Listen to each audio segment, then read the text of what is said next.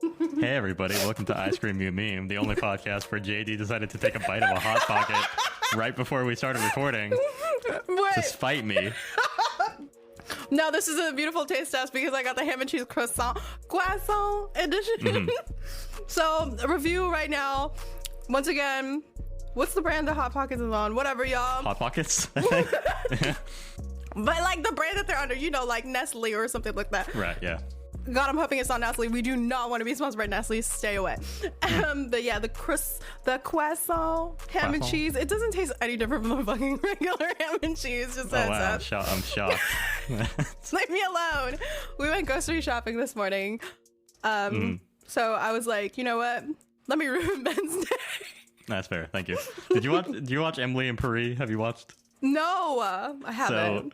So, spoiler alert for Emily in Paris, if you're okay with that.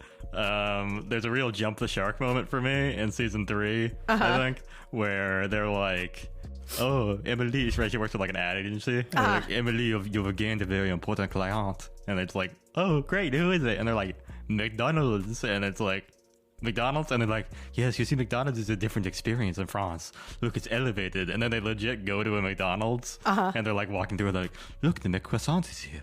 Oh, how fancy. Look, it's an elevated experience because it's French. And I'm like, fuck right off with this shit. I can't. Is it like an artist like, look at this elevated, like if we look at the McDonald's France website right now, are they gonna have a croissant quarter pounder, you know? I think they do have like croissants and stuff. Like there is like it's different for sure. I'm not saying that like French McDonald's is like the same as like American McDonald's, but it's still like a McDonald's. Like it's still like at the end of the day, I'm not buying what you're selling that there's anywhere where McDonald's is like, oh my god, this is like the height of luxury. Like I know there's places where it's like more of like a going out thing where you're like, oh, it's a little bit more exciting, a little bit more special, but it's not like I come on.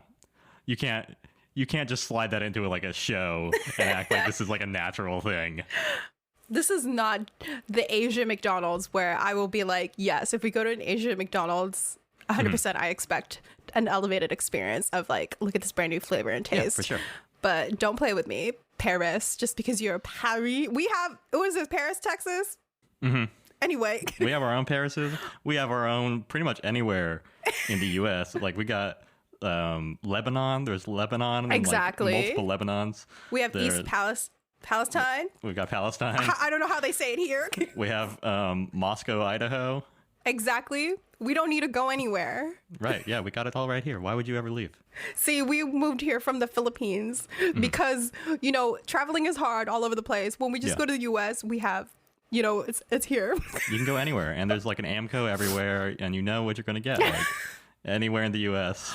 Speaking of towns and places in the U.S., this is something I posted this on my Instagram like a while back, but it's like because I was reading something and it was set in like California town, and I was like, hello? Do you mean like a town in California? And they just kept going and going like, yeah, they lived in California town in California. And I'm like, this has to be like a typo, like a failure. Right. There is a California town. There's a California city. I'm sorry. California City, right, yeah. California. It's just busted. I think there's like isn't that like a Nevada City, California too, right? Look, we have it. We have everything here. We have a Pittsburgh here. Yeah, we're not super original with place names like in the U.S. Like Portland is like named after Portland, Oregon. Is named after Portland, Maine. Yeah. So sometimes when you're like, yeah, Portland, I'm like, which one? That's I had to do the mental math of like, where is Ben? Yeah, because I know I told you, and you're like, oh, are you in Maine now? It's like, I was like, no, Ben, that's so far. Yeah. I've gone to Stephen King country. I've decided. Yeah. Ben's gonna go off and write some very scary novels. Yeah, I'm gonna write about like kids that have to fuck their way out of a sewer. I where they're hate kept this. By clowns. How many minutes has it been? It's been 4. We're almost. Yeah. What they recovered from the Sonic episode, and then you blasted them straight in the face. Thanks, Ben. Well, I didn't write it. Okay, that's what happens in it if you read it. Yeah, that means you don't have to talk about it. Okay, fair. You don't gotta advertise it. JD? Yeah. Huh? Ben is in Stephen King. Ben is in Stephen King's pockets, apparently. Oh yeah, I would take Stephen King's money. I definitely take it. Oh Oh God. Ben's sponsored by Stephen King and I'm sponsored by Hot Pockets. My Hot Pockets. Which one's more evil, though? You know what? We will think about that later. We will. So we have a couple. Wait, did we introduce the podcast? Hi, I'm. Yeah, I think we did. Yeah, you did because then you proceeded to say that I took a bite of my hot. Yeah, so I reported the facts, just the facts. Ooh, this is journalism. That's what we're doing today. So I feel like there's been a trend where I've been saying every time that I think I have the worst story, so I'll go first. And I think that maybe we can just kind of settle into like I'm the opening act. Okay. What do you think? Yeah, I think that makes sense because when I rechecked my script last night, I seem to remember that I wrote 2,000 words. Okay. There's 5,000 words. Okay. So yeah, sure. Give them something very good to ease them into.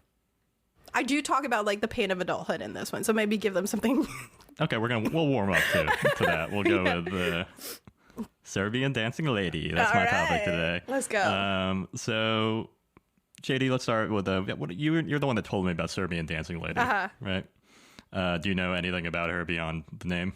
No, because I just saw it literally on the side of the topic that I was researching that time, and then I was like, I hate this photograph, which I now realize that you might have to at one point show me this photograph. I don't think I am going to show you the photograph, but we'll just describe, kind of set the stage here. So there was a video posted on TikTok in December 2022 showing a woman dancing at night under a streetlight in traditional Eastern European outfit, right? And the caption read, "This is Serbia dancing lady. Buy careful, guys. She is a killer and she have a knife." And that's pretty much it. That's who she is. That's what she does. That's the entirety of the story. The video is just that. It's a woman dancing under the streetlights at night. People have described it as she's getting sturdy. Yeah, that's more or less what she's doing. She's kind of like shimmying her little legs, and then she's like sticking the arms out, boom, boom, boom, left, right, left. But by March 2023, the first video had 21 million views. And then there was another video where another Serbian dancing lady turns around and she chases the camera operator while there's like the deep fried spooky meme faces, like where it's like Mr. Incredible, but then he's like all getting dark and his eyes are like creepy, right? And that one got 8.9 million views within 2 months. And then there was another video which appeared to be shot from a window looking down at another Serbian dancing lady in the street, and that gained 6.3 million views within a month. So a high level of virality. And then it really escalated more when there was a clip from the Jumpers Jump podcast, which was posted February 11th, 2023. And the host discussed the Serbian dancing lady as another NPC sighting, which it might be a segment. I don't know. I don't listen to the podcast, to be honest. But they got 25 million views within 10 days. So, for the record, the Jumpers Jump podcast used the video where the lady turns around and prepares to run at the cameraman. That was the video that they chose. But by that point, the story had expanded, and now seeing the Serbian dancing lady meant that you had to avoid her like a Metal Gear stealth mission, because if she notices you, she's going to charge at you and stab you. That's God. Kind of how it has advanced. As I write this, the Serbian dancing lady has been sighted and, of course, documented in TikToks in Russia, Lebanon, Vietnam, Brazil, Mexico, the Philippines, and the United States. So she is everywhere. Our girl is blowing up. She's Miss Worldwide. Miss Worldwide. Miss Worldwide. So the story is still expanding in terms of like where she is in kind of the modern internet mythos. Some people claim that the original lady was killed when a car hit her, and then there's other people that claim that she's a summonable spirit. Some people say that she hypnotizes victims with her highly sensual dance moves and then lures them in and stabs them. Get sturdy on you. Getting sturdy, too sturdy. And then some people say that she targets pregnant mothers and children. So I think I was kind of able to track the theory that she died in a car accident. And that was based on a news story about a woman who was killed in a hit and run in Belgrade, Montana. So back to we're back to stealing names. Back to stealing names. And I'm sure it's pronounced Belgrady or something like that. Belgrady. Belgrady. Yeah, there you go. But I'm going to still blame the U.S. for being unoriginal with city names for the mix-up. I think that's what was going on. At this point, the provenance of the original video probably doesn't seem too important because there are like so many videos, right? There's so much going on with it. We're dealing with global infestation of dancing Serbians, and that's not just an issue for Bosnians, right? The first video that was posted to TikTok was not an original video, so the video has been around for some time. In November 2022, the On the Tip of My Tongue subreddit, a user asked about, quote unquote, some urban legend or something about a Serbian lady that dances in the street and chases whoever she sees with a knife until she kills them. So the urban legend in question comes from a September 22nd, 2019 news report on a video published by Serbia Today. And here's a translation of some of the finer points of the article. Quote, the story is spreading, as well as pictures and videos in which a woman, who they say is not in her right mind, dressed in something similar to the national costume, jumps out in front of people and cars, and then begins to dance, something similar to the movements of Serbian folklore. Namely, to make matters worse, people in cars are playing music for her to get out of the way, and passersby are taking cover, whereupon she takes out her knife and she carries with her and then threatens people. The media reports the words of an eyewitness who wished to remain anonymous. So Serbia Today also posted that original video on YouTube, which over 4 years only got 143,000 views. So not terrible numbers, but not like TikTok viral numbers. The video was posted to 9gag a week after the Serbia Today article, so September 29th, 2019, with the caption, Woman in traditional robes dancing and chasing people with a knife, Serbia, and you thought killer clouds were weird. That 9gag video got 80 upvotes over the next 4 years, so not hugely successful. But that was it. For the next 4 years, there was no real documented activity, no sightings, no threats, and no attacks. But there had never been any actual attacks anyway. That's based on the story. The Serbian dancing lady was a regional hit. On the Tip of My Tongue post, there were several users who claimed to be Serbian and remembered hearing the original news story, so there's probably some cachet or something to it that people heard about this in Serbia. But she didn't really break into the global spotlight until the crate diggers on Reddit brought this work to light. Okay. So there was a couple angles I considered when I was doing this research. Firstly, I thought there could be some similarity here with the ghostly figures known as women in white, or sometimes white ladies. I wrote that down. I was like, the white lady phenomenon, or like everyone always has like this like white lady everywhere. Because when you said the Philippines, and then the whole aspect of like pregnant mothers and children, there's a lot of like the general name for like the Philippines is like the white lady. Right. So I fist bumped. For sure, yeah, and there's definitely like some similarities. So let's get into kind of white ladies, because they are like a global phenomenon. Yeah. They're apparitions that appear as women dressed in white. Generally, they're on the side of rural roads, but it's not purely limited to country roads. They can also live in cities. Did you know that San Francisco has its own white lady? Where? She's on Nob Hill. Ooh. Which for our non-Bay Area listeners, that's pretty street, pretty bougie area, yeah.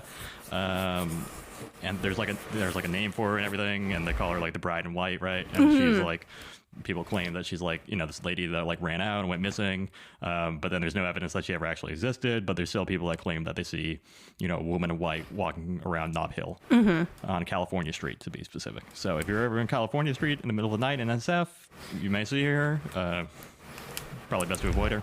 May just be, you can do a little gamble. Is it a real Bride in White scary phenomenon, or is it just San Francisco being SF? It's that's just the way it works sometimes. And then Serbia has its own, at least one white lady that I was able to find, known as the Dead Woman in White, and she hangs around a village in eastern Serbia called Koprivica, near the city of Zaječar.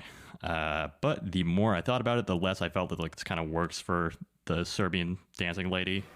For one thing, in most stories, white ladies are young women, and there's something about them being, pretty, beautiful, youthful, because that's kind of important to the story, right? They're like a young bride who is double-crossed, or they're like a pregnant young mother. That's generally seems to be kind of the theme there.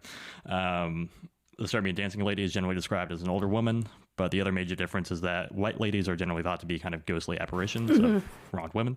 And they might appear on the side of the road. They might disappear from the backseat of your car after you offer them a ride, but they are generally not chasing people with knives. So there are some posts and TikToks that talk about the Serbian dancing lady as a ghost, and maybe they're pulling from the white lady archetype. I think that's totally possible. But that's a kind of a small minority of people talking about the dancing Serbian lady. So I think it's safe to say that the Serbian dancing lady as a story generally relies on the threat of getting shanked to scare the audience. That's kind of where the fear comes from. Speaking of which, let's focus in on something from the 9gag post. And let's look back at the caption. Okay. Woman in traditional robes dancing and chasing people with a knife. Serbia. And you thought killer clowns were weird. Wait. So Killer clowns or clouds? Clouds. Cloud? Cloud. In the sky? CLOWS. Okay, you're going to have to explain that to me. Yeah, so I think we're going to have to kind of look at this a couple different ways, right? Okay. So I looked up what a clough is. Okay. It's an outfall sluice for water from a tidal river after it has been deposited as sediment on a flooded land, right? So I think a sluice could probably kill you if you get caught in the water. But the likelihood that a clough would be set in the road or that it would chase people is unlikely. So I think the comparison there, it's not 1-to-1. So we can kind of determine from this that maybe it's a typo, right? So maybe it's referring to killer cows, which is not impossible. Cows kill an average 22 people in the U.S. every year, and 3/4 of the slayings are classified as deliberate attacks. So there's not a 0 chance that you'd be run down by a cow. Okay, all right. Yeah, and cows can show up on roads, and they are capable of chasing people. Yes, they are. So that could be our culprit, but let's just take a second and entertain the final option. And that would be that clowns is a typo, and the poster intended to write killer clowns. Oh, if there's kind of a parallel there. Let's go. So now we're back to the territory of episode 3, the killer clown sightings of 2016. Because if you look at the Serbian dancing lady in the videos, the lady looks different in every video. It's not the same person. It's never been the same person. It's a completely different person. Sometimes she's wearing a white dress. Sometimes it's all black. It's got different patterns. Sometimes it's someone who's wearing a bed sheet or like has a towel draped over them and is running in the streets. Even the most popular videos, the one where the woman turns and chases the cameraman and the video is shot from the window. Totally different clothes, not even an attempt at consistency. The dances are not necessarily always the same. So that leads me to the conclusion that much like the clown sightings of 2016, most of these sightings of the dancing Serbian lady are just people fucking around.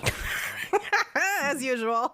As usual. So I think you can see this. Do you have anything to add in terms of parallels or potential clown Serbian lady relationships? Clown Serbian lady, it's like the act of like the clowns usually just will pop up somewhere for like out of nowhere. It's like a media phenomenon of like this thing happened once here and now it's going to spread everywhere and it's going to become like viral in that sense.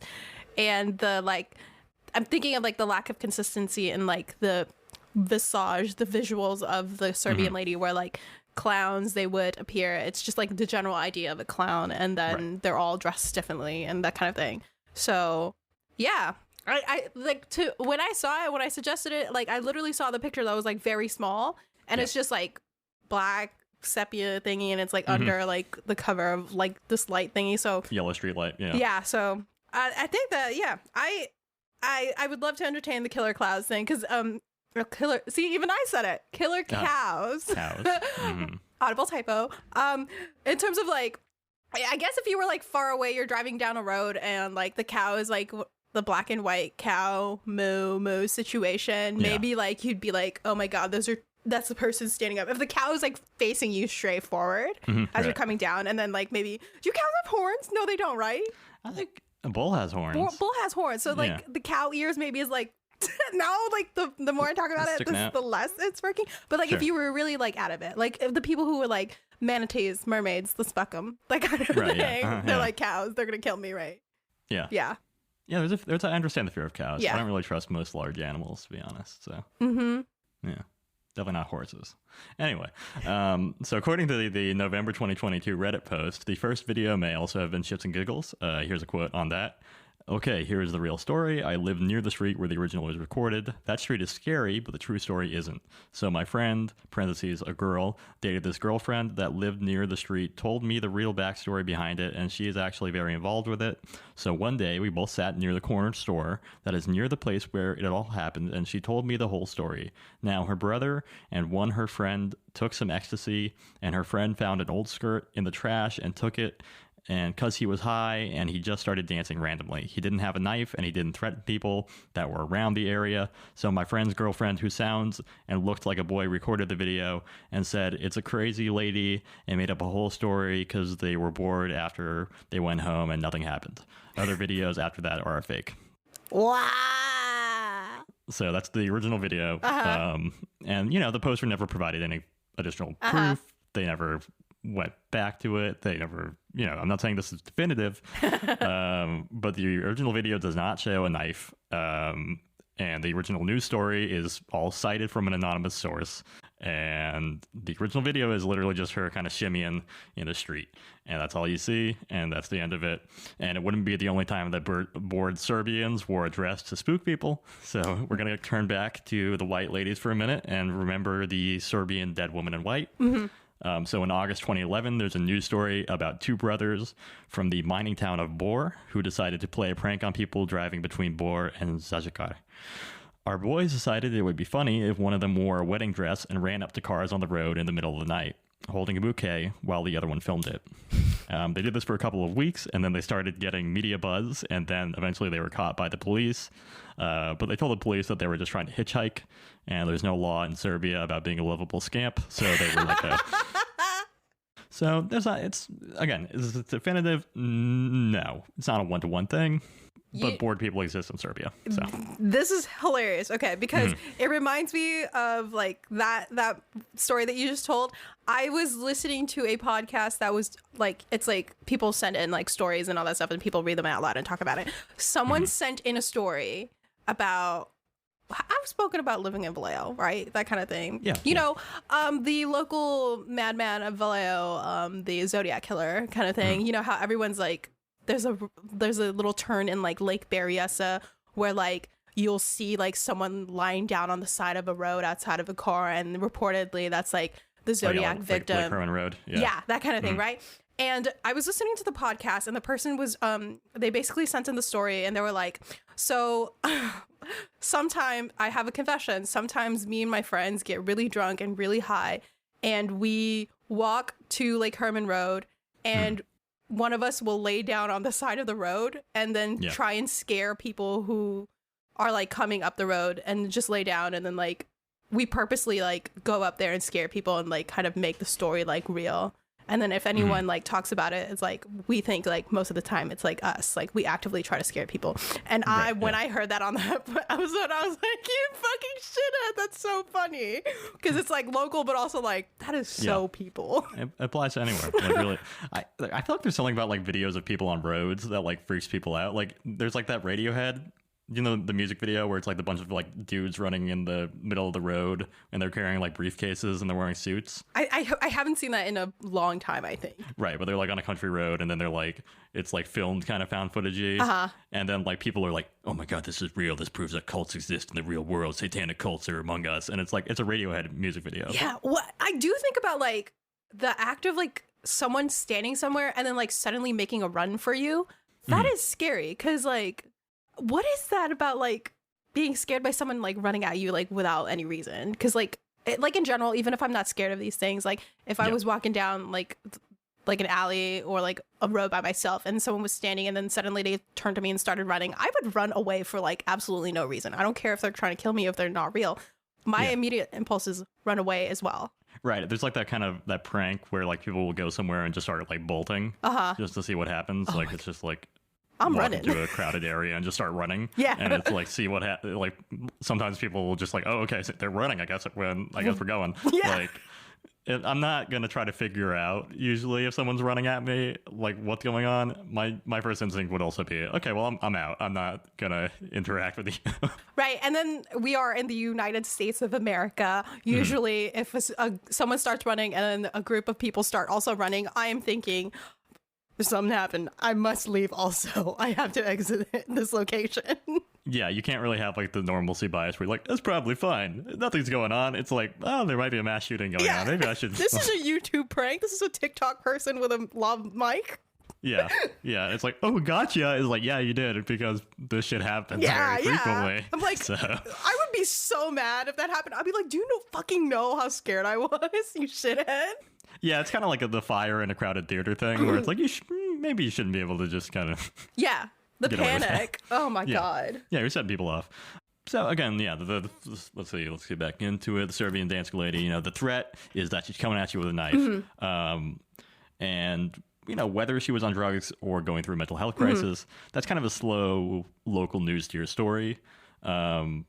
right? Like I feel like that could happen in Vallejo, and it would kind of just be like, yeah, that happened. That was going on. That was a Tuesday. Right.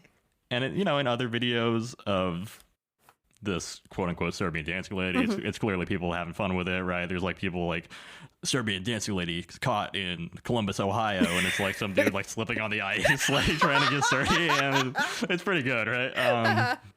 But there's also a lot of videos that are kind of reacting to those big three videos, and those kind of becoming more canonized as like, this is her, she's really out there. There's one creator who earnestly kind of, this video has 10 million views, and the creator is discussing that it is a dark entity that is possessing different, quote, females, and that explains why it's a different person in each video, is because it's a dark demonic entity hopping from quote female to female. All right, female, all right. Females. The females on the internet. Yeah. All they do is eat hot chip and lie. And become possessed by Serbian dancing Yeah, woman. exactly. So I don't want to poke holes in that, but that is exactly the plot of the 2022 film Smile. And in what's that one other movie where it's like it follows or something? It follows. Yeah. Which I feel like Smile. Did you watch Smile? No, I haven't, but I have seen the filter and the photos. It's like Dumb. It Follows. Oh my god. That's how I would compare it. Like it was. Like it's pretty mid, honestly. So there's people that are stretching, I'd say, more than me to fill this story to make this seem like a serious thing. So as I got further into it, I was kind of a little bummed with like the depth of the story. I felt like there wasn't a whole lot there beyond, but I think there's some readings of the Serbian dancing lady that are kind of interesting in terms of the reaction to her and her dancing. Because responses to the Serbian dancing lady have gradually merged with what I'm going to call the gun in my pocket meme. So are you familiar at all with that meme? No. Yeah, so I have an example, and we're going to get into a couple of these. So generally, these videos feature a video of the Serbian dancing lady, and then this will be next to the Shannon Sharp fit check slideshow. Are you familiar with that? This won't be scary. It will not be scary. Okay, No, cool. this one's not scary at all. I got jump scared by the music. Why are we Yeah. always getting attacked? Math teachers. Okay. Right, so it's a video of Shannon Sharp, who is a football player, and he innocently showed off his fit in a series of tweets, and now they're kind of a meme where to kind of convey like sense of self-satisfaction or confidence, right?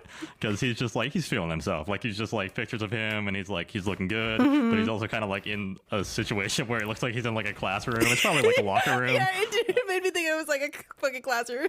But there's a classroom vibe for it, and then we see this kind of has melded with like the gun in my pocket memes, so I'm sharing that with you. I hate it. Like the Yeah.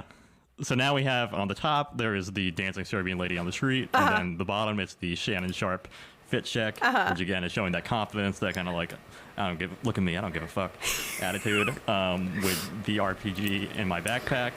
Oh my god. I think the implication there is that I'm not scared of the Serbian dancing lady because I have an RPG. Right? Okay, I get the comment now. I was like the maths. I'm doing math. What's going on? And, for sure. And there were some other ones I saw.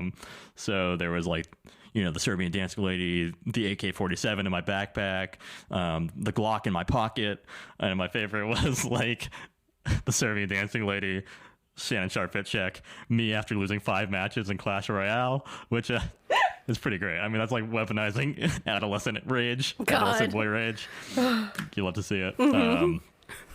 But the Shannon Sharp fit check slideshow is kind of just a vehicle. This is part of an older trend of memes, which is kind of the gun in my pocket meme. I couldn't find anywhere else kind of talking about it. But, here's like an example of like a caption from one, cashier, that will be $2. Then like the Glock in my pocket, and it'll be somebody usually kind of like showing off like a fit check or something like that, being like, yeah, I know I look good. It's like the confidence of having a gun, right? And then there's a distinction where the gun in my pocket usually represents a robbery situation. And then the gun in my backpack is a school shooting joke. Yeah. But the meme format doesn't really change. It's always like, whether it's like the teacher, like, why are you laughing? The, AK-47 in my backpack, feeling it. So the message of the meme, when applied to the Serbian dancing lady, is that she's no safer from the threat of gun violence than a convenience store clerk or a room full of unarmed children. It can come for her just as much. God. And the use of the gun in my pocket meme is just an extension of the sentiment that's present in a lot of the comments on the Serbian dancing lady meme. And that sentiment is that something like this could only really happen in Europe, where they don't have our freedom to bear arms. That comes up a fair amount. Never mind that the country in question is Serbia, a country where you can own a gun with a permit, and a country that was involved in the Yugoslav wars in the 1990s.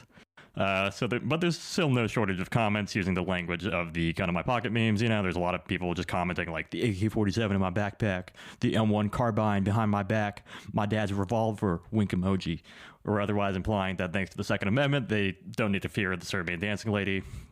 I keep an extended clip on me, so I'm not tripping. I'd like to see her try that in Texas. This could never happen in the U.S. Right. The clown dance, clown phenomenon 2016. It did happen in the U.S., bestie.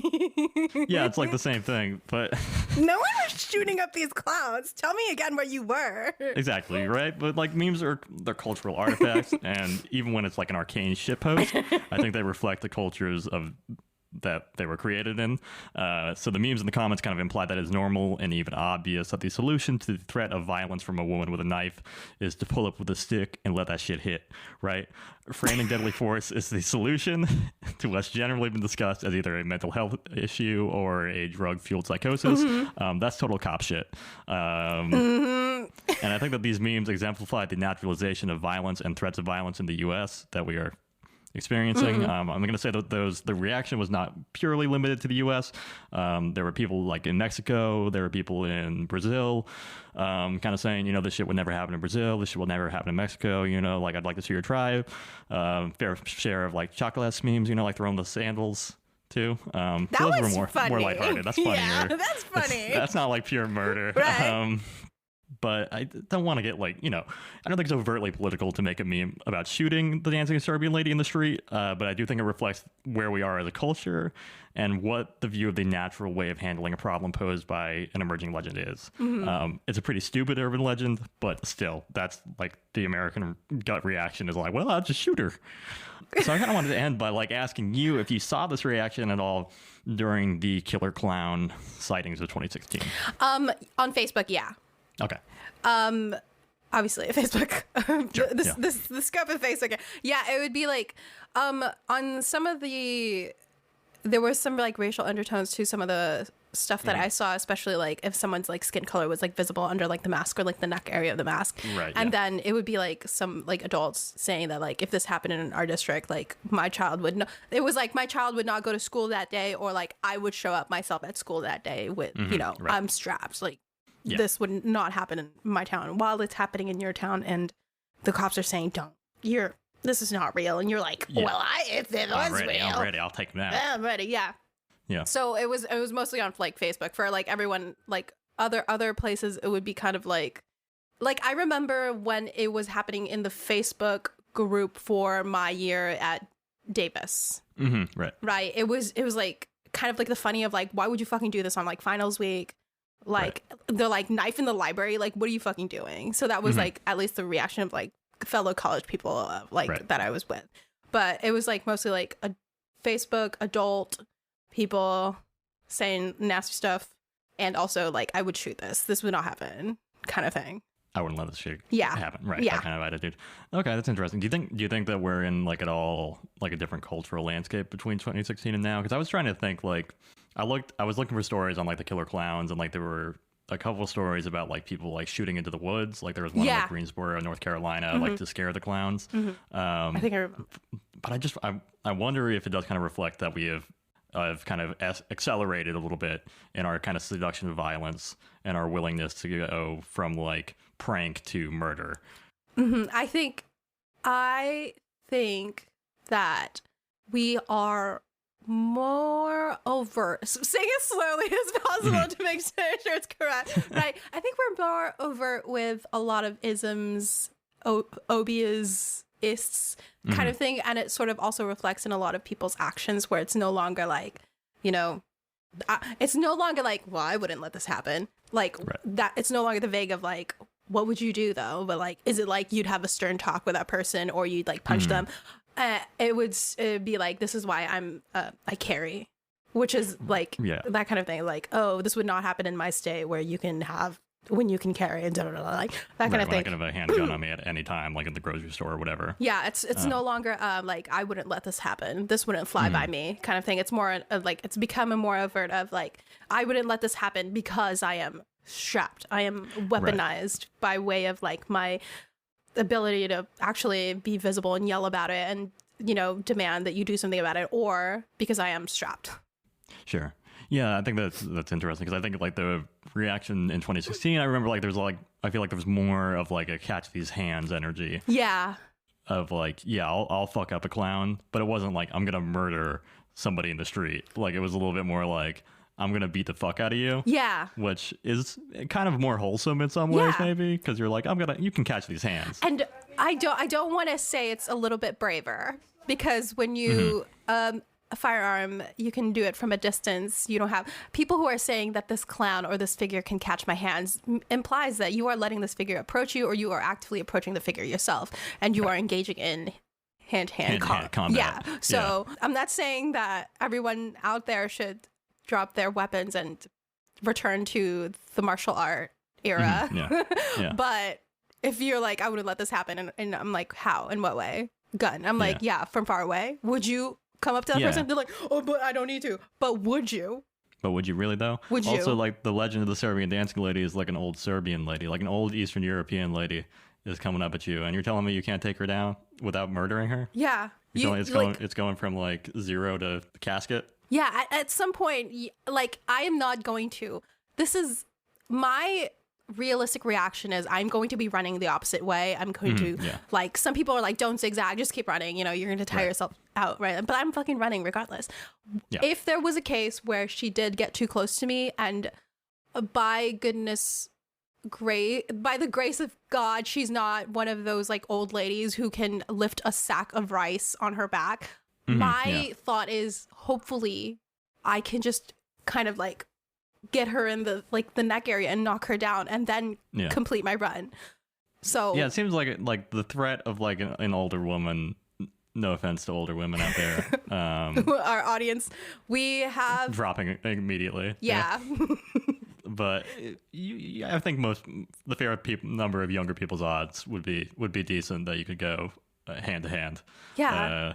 If need be, and probably not like do the cop defense if I was scared for my life. So I put 18 shots into her. Yeah, and also like think about this, like I do think about like if this was like in public and then someone was like at night, I guess, from their window seeing like a young person beating up an old lady. Yeah. No, I thought she was a Serbian dancing lady. I'm sorry to like I didn't mean it. And then she's like, no. So there's a loss there too. So the best thing to do would just be running, because you could interact with a Serbian dancing lady who is powerful, an old woman who is powerful, or a fragile old woman, and you are just seen beating up an older person. So yeah, it's not a great look. So generally speaking, if you see a Serbian dancing lady out there, the Serbian dancing lady does not exist. So first and foremost, it's just somebody fucking around.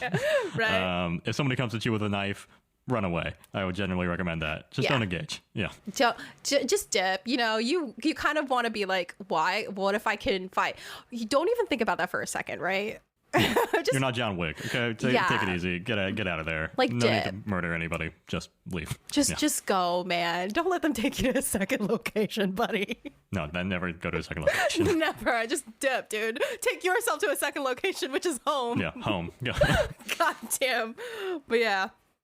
That's a good question in terms of like the level of confrontation that we have now versus like back then, and then the reaction to the Serbian lady or any other creatures, because I like think of that in like the place of like other creatures. Like if someone's like, oh, I saw a Bigfoot, like what is your like fucking reaction to like if you're out in the woods and you just see a Bigfoot? Like mine immediately is also still like stop just in case like he doesn't see me when I'm like moving, and then like leave. Would someone be like, I'd bring home evidence of Bigfoot immediately because I shot him.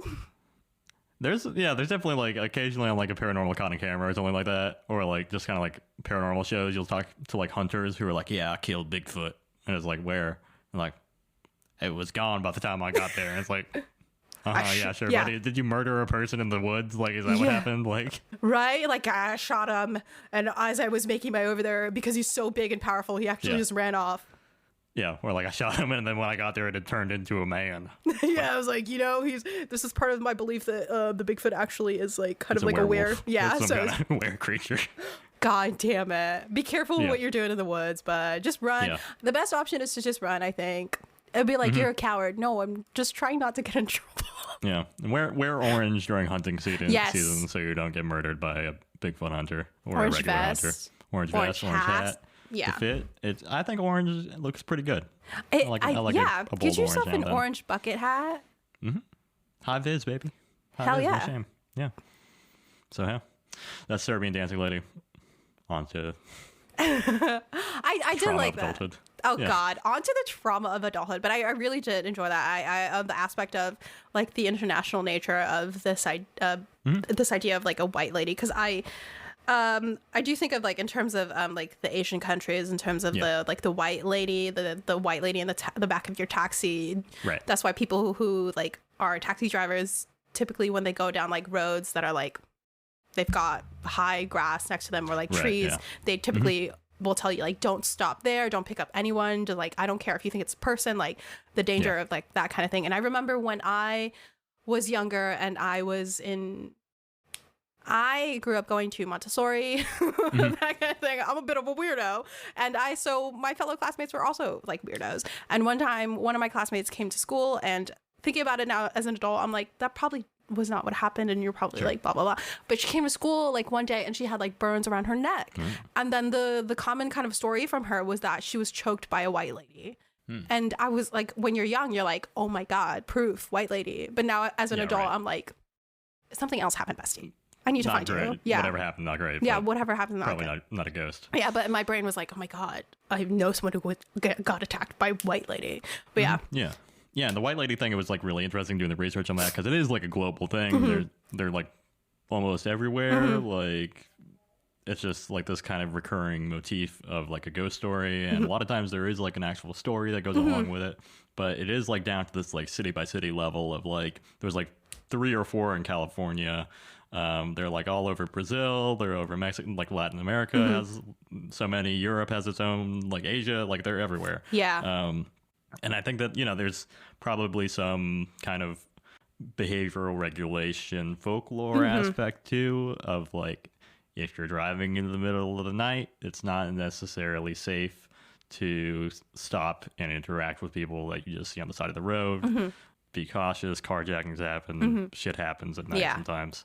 So I think that maybe that could be part of why it's such a universal story. Yeah. But it is a fascinating motif, and that it all kind of does return to this thing. I was wondering if there was maybe like kind of a Catholic connection with it being like a woman in white. Yeah, I do. Like, I think of like at least the aspect of like the ones that are specifically like brides who have ran away. Yeah. Right. So there might be like a connection in terms of like policing like femininity, like womanhood, like the marriage kind of thing, like as opposed to like, don't let people in your cars at night. Like, listen to all of these women who are like haunted forever, or like forever haunting the streets because they're like the scorned woman kind of thing. So there's like the bride in white, there's the scorned woman who was like her boyfriend like dropped her off here, didn't care, and then turns out the next day he was trying to come to her house and the parents are like, she died, and then that kind of thing. So so act right, don't question your man, and don't run off on the altar, or you'll wind up like this eternally tormented thing. Instead of like, maybe don't leave hey guy, don't like do all these things. Don't leave your partner on the side of the road. Yeah. Maybe? Like, just make sure, like, even if you're mad, just drop her off at home, or like, what did you do in order for her to like leave you at the altar? Like, did she find out like something sketchy about you? It's always like the woman found out her man was like also already married in a different town, and then she left him at the altar, and everyone was like, oh, this lady. And I'm like, dude. Yeah, and then she winds up being a ghost and tormented forever, and the dude is just probably like fine in these stories. Anyway, right? now I'm gonna go back to my original wife. Yeah. God damn it. Oh well, that sucks. Back to normal, baby. Yeah, but yeah, I think that's good. I did have like the idea, the question of like mental health issue, if this was like a real thing, if this was just like a phenomenon. Because like these days now, you worry about like being outside and like someone having a TikTok moment and filming you because you picked up a can of corn weird. They're like, look at this fucking weird bending over like that in public. Risk, yeah. Yeah. Yeah. So yeah, again, like it's a story from 2019, and there's really just no concrete shit to it. As a journalistic institution, I've heard, or I kind of picked up that Serbia Today is not considered great quality. So it was really kind of just one of those things where it's like the news story was posting a YouTube video, right, that got sent to them, and they were like, yeah, look at this. And this anonymous person was saying that it's like a scary lady, and there's no story there. There's really like, it was kind of lazy journalism of just being like, yeah, this is apparently happening. Check out this video. Isn't it weird? And that's the end of it, really. Oh God, as usual. But yeah, thank you for doing gymnastics, stretching, doing what you must do with the Serbian dancing lady. Yeah, getting sturdy with it. Thank you for getting sturdy with it. But yeah, let's do mine now and just prepare everyone for if you're a younger person listening to this podcast within the range of your teenness, down to like sort of like Ben and I's age, my brother's age, you know, that kind of thing. Like let's set you up for some sort of like thinking thoughts on like the pain of adulthood and the teen angst situation. And let me get into this by asking everybody a question. What's something that Ben, I, and the audience of this podcast have in common? What's a thing we never knew about but is already inside of us? What's something that you and I cannot run from because we already have it? Microplastics. Yes. Yeah? Oh, shit. But more specifically, you might not have heard of this. Lynx disease. Yeah. That's right. Everyone. You didn't know about it, but I know something, and I can depend on this fact that you, I, the listener, we have Lynx disease. And it's over for us, right? If you're already trying to figure out if you do have it, don't worry. There's no testing or wondering. You just kind of already have it, right? But if you want to know some of the symptoms, get off of WebMD, get off of Google, because I'm here to tell you that the symptoms are different for everyone. However, if you're looking for some common symptoms, I got you. 1, yucky ear. You have it. Perfect pitch, a weird ear. Yucky ear. You got this. Yeah. Arm spot. Check your body. You have it. Lynx disease. Singing. You're good at it and everyone's starting to notice. Lynx disease. And yes, unfortunately, as I was going through these symptoms, I realized that I do fully actually have Lynx disease. I was like, oh, check all 3 of them. But yeah, do not run. According to the Sculptor's Playground, Lynx will ruin your life and you're already treating everyone around you like dog shit. That, my friends, is just one bit of This House Has People in It, which aired in 2016 on Adult Swim and was directed by Alan Resnick. So relax. I'm not trying to scare you. I just wanted to get into the vibe, shock you a little bit. But yeah, Ben, correct me if I'm wrong. You hadn't watched it previously to this, or did you? Or you had some familiarity with it? I could have. I definitely have watched my fair share of like the Adult Swim shorts, but this one I didn't pop into my mind on name, at least. Okay. So, but you did end up like watching it though, right? I did watch it before. So what are you, yes. like quick sentence, what did you think after you watched it? It's definitely in that era, kind of like bizarre, surrealist, Adult Swim, kind of almost horror-ish, pseudo-horror, pseudo sci-fi, just bizarreness. Like it's in the realm of like Too Many Cooks, or was the unedited footage of a bear. It's that kind of unsettling strangeness that they really, I think, hit in like the 2015, 2016 era. Yeah, I was thinking about it, like if we were like going to move into like also doing short films, I was like, this is exactly like where Ben and I would be playing around with and being like absolute shitheads in. 100%. Yeah. But yeah, okay. So if you're not familiar with This House Has People in It, or you are and you just don't remember, this house, which is what I'm going to be referring to the whole time because too many letters and words, is one of the most popular infomercials that aired on Adult Swim during that dark hour of 4 a.m. These shows kind of look like public access television or random infomercials that aired around that time. If you're a child or adult of the 80s to the 2000s and you happen to fall asleep in the living room on the couch on some random like cable channel, you might have been woken up by one of these commercials at one point in your life. You might be familiar with the CD album like commercials where it's like they just blast you with like Celine Dion starting off on like Power of Love, and you fall off the couch in confusion because like Celine Dion just yelled at you with like the fucking first bits of like Power of Love. This house aired on Adult Swim and focused on a single day in a family's life. They go through a pretty mundane and normal day until you see it.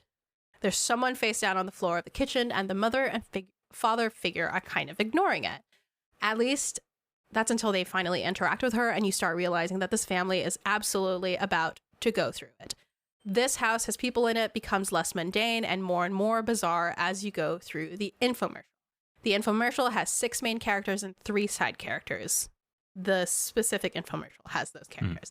So you have stressed mom Anne, anxious dad Tom, rebellious sister Madison, melancholy brother Jackson, the pink-hatted baby, and the freaky paternal grandmother. Then we have the handyman, the clay sculptor, and a cat that goes really fast. Boomy the cat. Stressed and mom is a familiar character to us. If you have a mom, once had a mom, are a mom, or whatever, you're familiar with the sort of like frantic stress of having to address multiple things at once, managing the home and acting in the face of hardship, extraneous stress. She's a representative character that kind of stands for a lot of at-home working moms who face immense amount of stress and work as they tackle the combined pressures of motherhood and being a woman in the world. We then have anxious dad Tom, who practices a lot of persuasion regarding his dream of like a South Africa family trip, making an attempt at being like the bridge between an incredibly stressed mother and like a teen, angsty-filled Madison, like the daughter, and a father who's like simply trying, kind of like very sadly, with his son, who we perceive to be having a bit of a rough time during this day. Then we have the son, who's the melancholy birthday boy Jackson, who we know is celebrating his birthday on this day that the footage is from. There's not too much in this infomercial, this specific infomercial, that we can get for Jackson, as he has very little dialogue. But what we do get is this sort of like quiet, contemplative young boy. He's mostly action, moving from couch to the center of the room, reading on his iPad. He's an iPad kid, just like and fixing his like little party favors, and he's like generally quiet. He's very dapper as well. Yeah, he's like a really like prim and proper child. I was like, damn. Little button up, yeah. Yeah. And then we have this the sister, which is kind of rebellious Madison, at least from the mom's perspective. In the short film, we see her simply on the floor, though. However, we'll talk a little bit later about her role within the family as we expand it. And then, but for now, she's been, in the context of this day, been protesting on the floor for about 2 hours now by the time that we see her in the show. Then we have the smaller characters of the pervy grandmother, the pink-hatted baby, and the contractor. The baby has the smallest role in this whole infomercial, just sort of being a baby and crawling about as a baby does. And then we have the pervy grandmother, who is like watching some Bob Ross-esque show that we'll discuss in a little bit. And the reason for the grandmother's adjective of pervy is the contractor, who is doing some sort of work in the basement and ends up assisting Tom and Anne as Madison goes through her bit of phasing through the floor. You can glean when you're watching this that there is a little bit of tension, not necessarily the negative kind, but the awkward kind that is from being together in a space with someone who may not have been around you for a long time, especially for the children. If you don't know by now, they are a blended family. The baby is Tom and Anne's child, Madison is Anne's daughter, Jackson is Tom's son, and the grandmother is Tom's mother. Kind of like a really, once you get into it, like a fucked up yours, mine, and ours blended family movie. Was like, Adam Sandler has one of those movies where like, I think it's literally called like Blended Family or something like that. But now that you know the characters, let's talk about the infomercial itself. This house focuses on 11 minutes of a blended family's single day, Jackson's birthday. We open to Anne and Tom carrying the little baby and having a discussion and see someone face down on the floor. I do encourage that if you watch this, watch it on big screen, because you kind of, I tried to watching it on my phone, rewatching it like for the first time on that, and I was like, oh no, I need to watch this on my laptop to like see everything. And full brightness, full brightness too. Don't even play around with it at like 0 brightness. You gotta see it. But yeah, we see Madison face out on the floor, and you don't know yet, but when you first watch this, but that is Madison, right? Then we have the living room with the pervy grandmother on the lazy boy chair, and then Jackson futzing around with his birthday food and decorations, being all prim and proper and nice. And it's all fine and dandy with a little bit of tension between Anne and Madison when you hear about like Madison's just been on the floor for a long time, get her up now, or something about like Anne brought Madison to the mall and Anne had to wait in the car for 2 hours. Madison doesn't care about anybody. And then it's all completely fine until like Tom attempts to get Madison up from her position on the floor. And it's at this point that we break from the mundane of like just like a normal family day, getting ready for like a birthday party or like some sort of event being held at the house, and get straight into the fucking weird. Because Madison cannot be lifted from the floor and starts to like phase through it. One of my favorite parts of that scene was like when Tom's like, I can't get her up. Like, what's wrong with her? Did you give her some pills? And the mom was like, well, why would I give her some pills? And he was like, women give each other pills all the time. All the time. Yeah, I was like, hello? But yeah, so Anne and Tom, with the help of the contractor, attempt to pull her up from the floor and push her up from the basement. And eventually Anne just sort of gives up from stopping her from phasing through the floor and takes Jackson's mattress and places it under her from really, really high up, like a dangerous like level of like. It's a tall basement. Yeah, it's pretty good. But yeah, the mattress luckily catches Madison when she falls through the floor, and then everyone screams, and yeah, it stops there, and all you get is a blue screen with credits. And I imagine that if you saw this at the original time slot of 4 a.m. when you're like half like, what the fuck is going on? This would have been like straight fucked up, because you're just like, what? Yeah. Like there's no context. You don't know what the fuck is going on. You and your Jack in the Box munchie meal, you're fucking confused, right? Yeah, it's Adult Swim, it's 4 a.m. We know what you've been doing. we know what you're up to if you're watching Adult Swim at 4 a.m. But okay, so user Chase H on Teal Hollow One's This House compilation video on YouTube commented something that was incredible to me once I finished watching more than 2 hours of content around this house. Chase said, and remember, this is like a single infomercial that aired on Adult Swim. Chase said, it is unbelievable to me that Alan locked away about 2 hours of hidden content and only showed 12 minutes officially. So that infomercial officially was like what was shown to everyone, but beyond that, there was a Marvel Cinematic Universe behind it, kind of thing. And if you remember episode 4, Don't Fear the Player, Fear the Game of the Pod, where Ben and I discussed the elevator game and Ben drowned, you know that the story of Ben drowned that I covered was just the tip of the creepy sticky iceberg, and I never worked my way down into the water. I hate that I wrote that line, looked at it, and kept it. I wrote here, I hate that I wrote that line, looked at it, and kept it on the day that I wrote it, and right now just decided to keep it in and say it. Still there. Still there. It's still there. Yeah. I've looked at this 4 times. Tip of the melting iceberg. Fucking shit. However, despite it being like all over the place, you had 2 websites, passwords, a whole bunch of like old stuff. The compilation video made it so much easier for me, and I encourage you to check it out because Teal Hollow One put it in chronological order, which was amazing. When I was on the website just by myself, I had to click through so many links, and I need new glasses, so I was having a hard time reading the text. Sure. And he made it easy to like navigate the Surveillance Solution website and the Sculptor's Playground, which is one of the websites of all time. I had to specifically, I now have it on my settings in Chrome that this website is not allowed to show me photos. Because I'm telling you, I hate the pictures on that website. And they're in the video as well, but it's like a limited time and size. So you won't have the same experience if you're staring at the Sculptor's Playground website. Thank you, Teal Hollow One, YouTube user. I love you. Let's now get into like the cinematic universe of this whole thing. There are 3 parts to this universe. The main infomercial, the 12-minute one that everyone most likely has seen if you've seen it. Then the AB Surveillance Solutions website, the Sculptor's Playground website. I'm now going to discuss the roles in the world of the infomercial and then our world personally. Only mine and Ben's. I don't know about your role. Right. In the world of this house, AB Surveillance Solution is the family's surveillance system provider. The system covers many rooms of the house. So in the show, we only really get to see like the main rooms of the house, right? But 1 bedroom, living room, and the kitchen and the basement, right? But it covers like each and every like room in the house. You get a like bigger scope of it once you get into like the ARG or like the secret website information.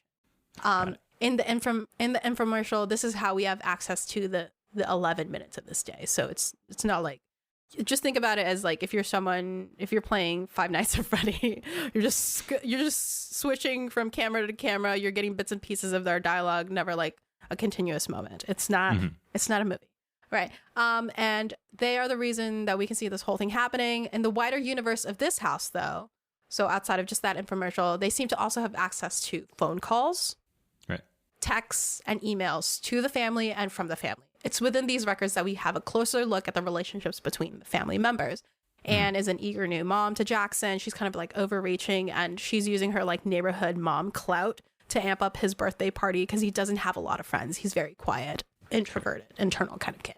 And she seems to have a closer and more familiar relationship with Madison, who is her child. And she's like quizzing her about like things that your parent would be like, why do you have this? Why do you have cigarettes? Why don't you care about other people? You're rebelling. That kind of thing, right? And then Tom, who's hella weird by the end of the infomercial itself, he's even more bizarre in like the additional footage and texts and audio, right? We see him listening to incredibly alarming vinyls, which is like, he'll put it on and it's like people screaming, sounds of like explosions, and he'll be like just laying on the ground, sort of like fetal position, and he's listening to it like it's like Luther Vandross album.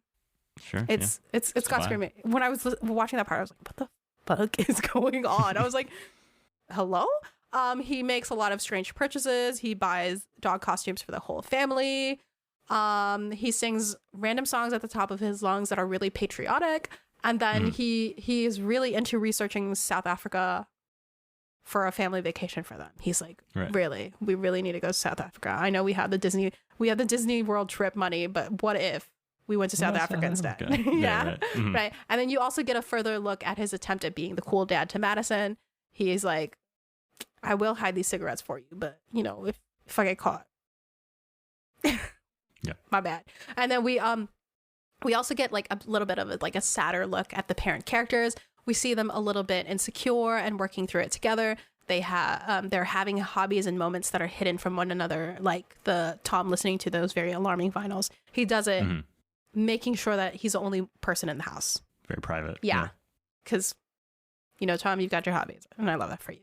And there is also a new shine to Anne in the extended, like dressing up to go get pizza, right? And he's like, oh, you're just so nice. And she doesn't acknowledge it at all. She's just like, I'm going to get pizza, that kind of thing.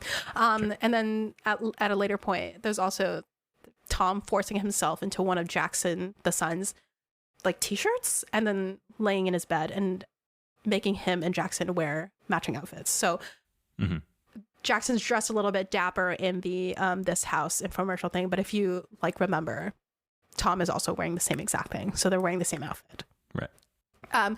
We get to see more of Jackson, and it just kind of extends this idea that he's like a loner, very melancholy child. He does a lot of spending time on his own, doing a lot of contemplation, and he hangs out with his dad and appears to also be somewhat of a computer whiz. Very weird. At one point, him and his dad are in the kitchen, also in matching clothing, matching button up, matching like boxer short kind of thing. And there's like 4 laptops in front of Jackson. And the dad is for some reason like watching Jackson go through every single laptop and typing on it really fast, but also at the same time stopping him from doing it. So it's like a weird moment. Madison has more scenes, but you also kind of get like a look at like how perfectly normal she is. She, within the context of like people who have been teens at one point in our lives, just kind of like, that's teen. Kind of standard teen behavior. Stuff, right? And then we get more of the reason why the pervy grandmother is referred to that way, as we see her sort of like going through like candid photos she took of the contractor, who also gets a lot more weird when we see him in the infomercial, because at one point he enters Tom and Anne's bedroom at night and sort of stands at the foot of their bed and tells them an update about the contracting work that he's done while they're asleep. And he's kind of like, hey, guys. He's also like half whispering something. Hey, guys, there's something wrong with your windows. The air ventilation is really going through. And he goes up to them and he's like, Anne, so the basement kind of thing. And he moves over to them and kind of thing. And you see like a little bit off in the corner, which I didn't notice until the end of this, is like another person dressed up as kind of like a knockoff Sonic the Hedgehog. Oh, nice. Okay. So I really do recommend either going to watch Teal Hollow's like compilation video of it, which is like 2 hours and 2 minutes long. It's very quick. If you don't want to go through very quick, I promise you. I was knitting while I was listening to it. And if you don't want to go through the additional websites, just go through and watch that video. But if you want to make it harder for yourself, go for it. The links are in my essay. We get a wider picture of the family and the strangeness that they encounter through this additional surveillance material from AB Solutions. You sort of get the weird ass 11 minutes of like, what the fuck is going on? But over here, like, as much as I say, like, it explains some, I think you get a little bit more confused kind of thing. This is like all of this like 11 minutes that you get to see, and then these hours of stuff that you don't get to see is all intentional, per Alan Resnick, the creator of this house. He said, "We always wanted to have a large web component. When we realized we could only make one episode, we felt like it was a disservice to the idea. So we used the website as a way of giving a fuller picture to what's going on in this family." Sure. Alan, bestie, a fuller picture to what's going on? Let's run that idea back, because I feel like I need a PhD to understand. The video is just, it's a little taster. You get a little... that kind of thing. But yeah, the Sculptor's Playground, on the other hand, that's the sculptor or the Sculptor's Playground. That's the thing that the grandma's watching in the background. Okay. On the other hand, this website provides further confusion because it's misspelled, a lot of focus on him. There's a part where he's like, "Sam, I want you back." You don't know who Sam is at all and why he's trying to get Sam back, kind of thing. You do get more information on the fact that he went to prison, and that's where he's getting his clay from, because apparently prison is the best place to get good clay. Okay, sure. And in the infomercial, we just get a snippet of him, just cuts and bits that he says like Link's disease or get this good clay kind of thing. And it makes you a little confused, but it also riles up the grandmother a couple of times. When I rewatched it a couple of times on the maybe my fourth rewatch, I heard her say, and I hated it, she's like, "Yeah, get your fingers right in there." And I was like, "Ma'am!" Okay, so so there's like some perviness in that too. Yeah, so I was like, "Girl, stop." I think I remember the clay guy being like, "I can say shit 3 times." Yeah. Wait, I can say shit two times, times. yeah. I was like, what the fuck is going on? I encourage just, like, if you don't want to go through the entire website, I would encourage you looking for, like, the full Sculptor's Playground video, because it was fucking confusing as shit. And that guy who's playing the sculptor is Alan Resnick, so he's also in the universe himself, so that's cool. Yeah. In the wider universe of this house, the website itself has information on Link's disease, clay gauges, and getting Sam back, kind of thing. But also as like a quick reminder, gauges there's no clay gauges. There's no just thing as clay gauges. Okay. It's just clay, where you got the clay from, what dirt it's made from, that kind of thing. And though the bits and bobs about Link's disease that you get from the show are not made any clearer once you get more information provided from the website. There's no information on the sculptor, what his name is, what the fuck he's talking about, and how you can make sure that the website is no longer allowed to show you pictures. If you want to know how to make sure this website doesn't show you any pictures, there's a link in my script that takes you to an article, tells you how to stop this website from showing you pictures. Go into your settings, kind of thing. And all this information is wonderful. Like this like extended universe information is wonderful for people who are like little squirrels. They want to see every single thing. They want to know, right? It's like a little treat for those who get interested beyond the infomercials. So you could just watch the 12 minutes and be like, that was weird. It was weird. Yeah. Jack in the Box. But you could also be like, that was weird. I want to know more. So your curiosity is rewarded. It has neat results, right? Per Robbie Ratcliffe, who is one of the creators, it's most important that people feel included in all of this. We really wanted to give them enough material that they feel rewarded as we do. Put a pin on that sentence and what the creators of this house said, as I'll be going ham on it in a few minutes. But now I'm going to explain. I titled this part, America Explain. There's already a definitive video on what this infomercial is, and I haven't seen it because it's 1 hour and 40 minutes long. And you're probably gonna be like, yes, JD, you watched a 2-hour extended universe video on this, but now you yeah, I was like, that's gonna make it 3 hours and 40 minutes of watching. I mainly didn't watch it because I didn't want to run into the ideas of it as I go through my own attempt at explaining this whole thing. You don't want to taint your own perspective. Yeah, I was like, that's fair. Yeah. There's research, and then there's like, and what did you say? Right?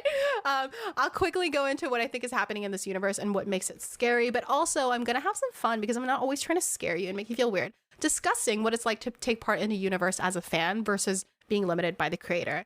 It's at this point that I'm going to go for like a sort of personal take on why this is scary for me and why it's scary for others. to give you some insight on my own personal fears and potentially to connect with others who might have found these reasons as the same reasons why the show scared them, right? So let's get into Link's disease first. First, we do have to address the weirdness and the nature of like Link's disease being like weird, and the symptoms being like any symptoms can be Link's disease, right? And luckily, we have the help of the Link's review, which is on the website itself. When you go deeper into it, cough, Link's disease. It's here. It's here.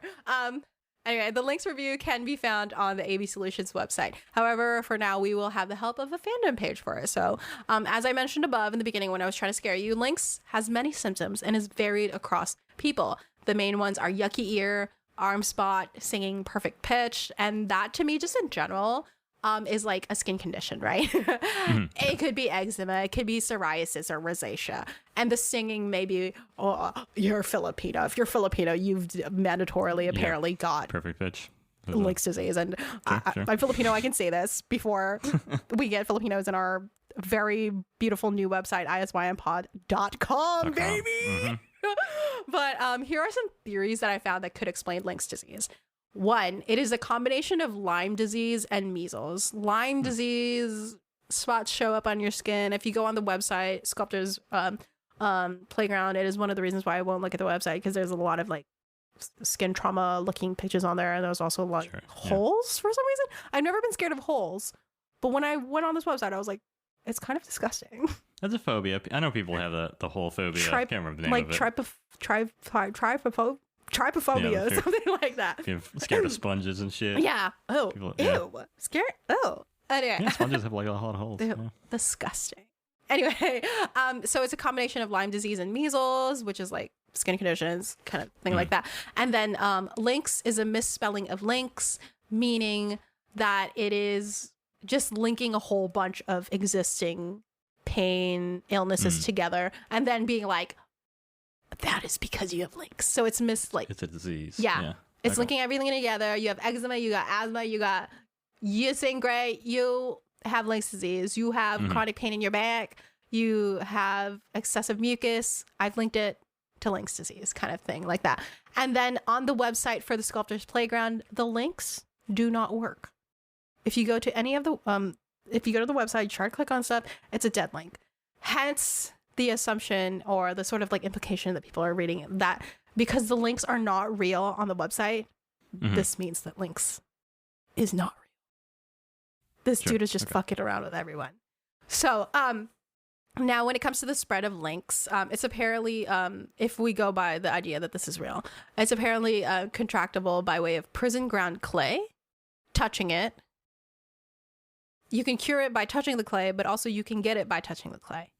Okay. So and it's the best clay. Yeah. Here, so if you touch it and you don't have it, you'll get it. Maybe you'll have to touch it again to not get it. Okay. That kind of thing. And then, however, if we go along with the case of it not being real, which I tend to lean to as well, in terms of like, not like, oh, it's not real, but like, this can't be real. Right? When you watch the whole thing, but also when you watch the infomercial itself, you might consider it a case of folie à deux, right? Or because it covers a family, folie à famille, which is basically like the general psychosis of association or shared paranoid disorder. It describes a syndrome in which paranoid delusions are transferred from one individual to one or more susceptible persons. Hence it being, instead of deux, two. A famille means a family, right?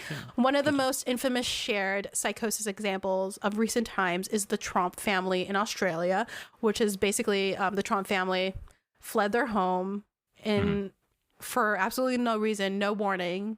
And apparently it was due to the fact that her father had been suffering from a mental breakdown, and it sparked the whole dramatic journey of them just abandoning their home, going through it and believing that people were following them. They all kind of dipped, and then like one by one, each like the children were leaving the car because they're like either coming to or falling deeper into like the sort of shared psychosis kind of thing.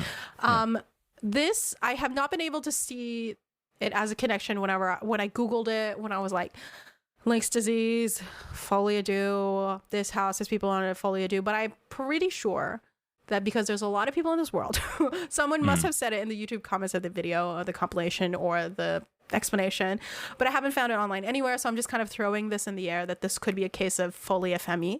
Tom and Anne could have bounced a delusion back and forth based on the sculptor's presentation of links that might not even be real. It's implied that Anne was like one of the first ones who was like seriously thinking that Link's disease was real because she is subscribed to like basically like the Link's Review, which would be like a journal of psychology. This would be like Journal of Links. Right. Additionally, this sort of like back and forth bounce delusion could be dependent on the like how stressed they are, as well as other things that we might not have insight on.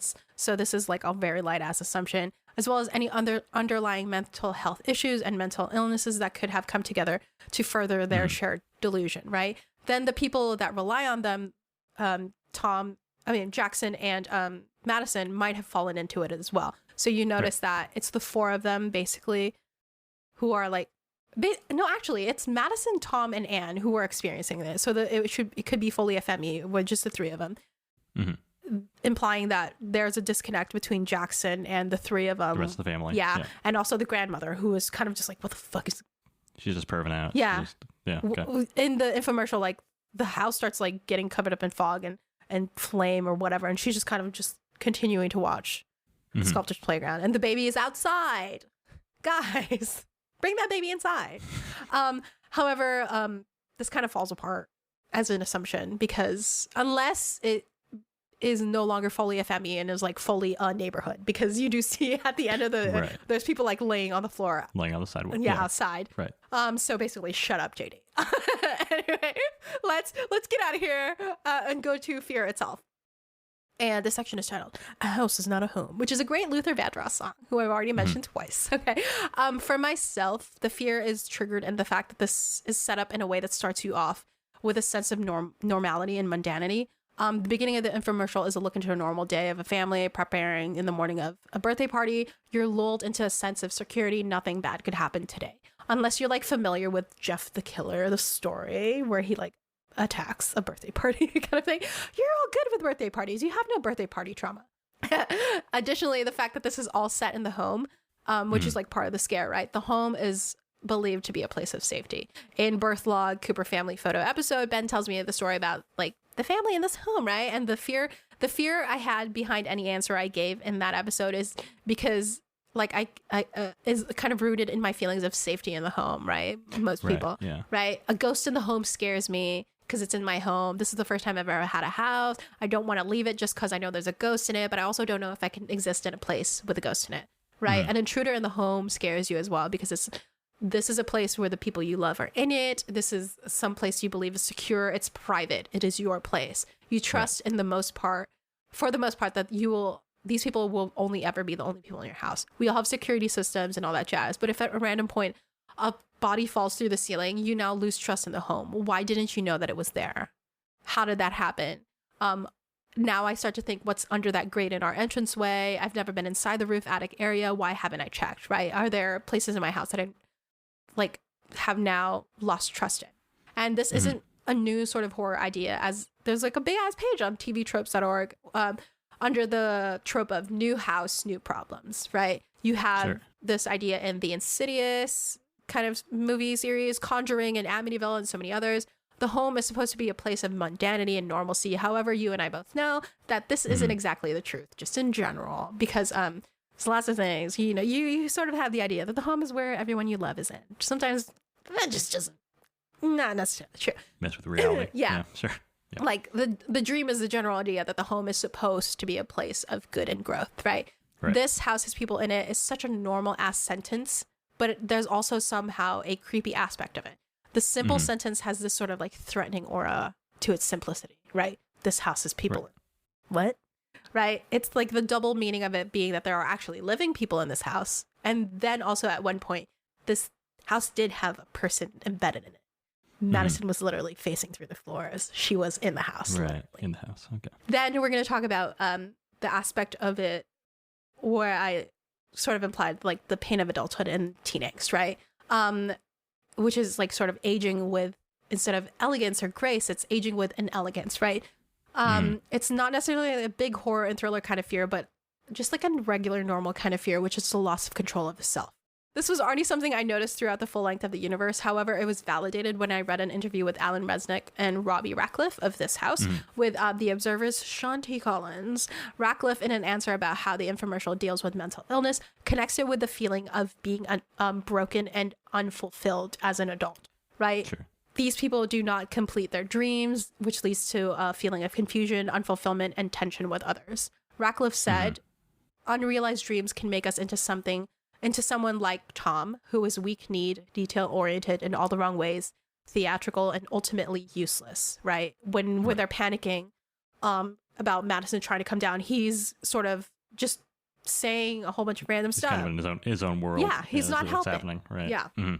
And then the demise of the mother's dreams or Anne's dreams, it's made her cold and indifferent. She's got this tension between her and Madison. She's not connecting with how she was once a teen. She might have gone through this, but now she's kind of just like, you're so careless of other people, that kind of thing. She cold and indifferent, but she becomes a pragmatic person of action.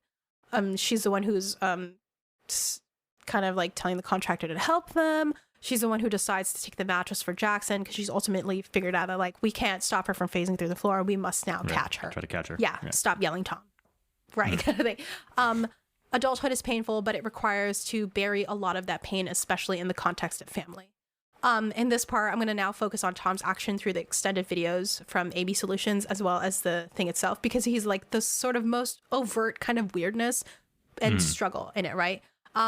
In the party, like I mentioned before, Tom and his son are dressed exactly, as well as a couple of other bits in the extended footage. The laptop scene in the kitchen, they're wearing the same exact thing, and there's an like a random photo on the website where they're sitting on the kitchen floor in the same exact outfit as well.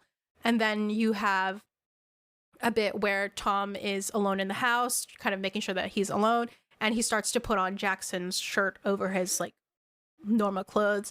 Right. And then he starts to like sort of lay down in Jackson's car bed, and like he's kind of like making weird faces in terms of like confusion, not like it's not like perp it's shit. not like perp Yeah, shit. It's more like like kind of thing, right?